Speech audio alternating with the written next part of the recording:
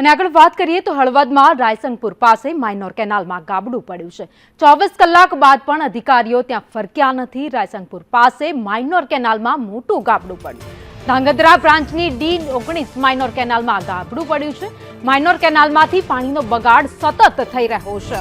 Canal repairing બાબતે અધિકારીઓના ઠાગાઠૈયા જોવા મળ્યા। હળવદમાં રાયસંગપુર પાસે માઇનોર કેનાલમાં ગાબડું પડ્યાને 24 કલાકનો સમય વીતી ગયો છે। સ્થાનિકો તરફથી જાણ પણ કરવામાં આવી અધિકારીઓને, તેમ છતાં પણ હજુ સુધી કોઈ પણ અધિકારી ત્યાં ફરક્યું નથી, જેના કારણે હજારો લીટર પાણીનો બગાડ થઈ રહ્યો છે।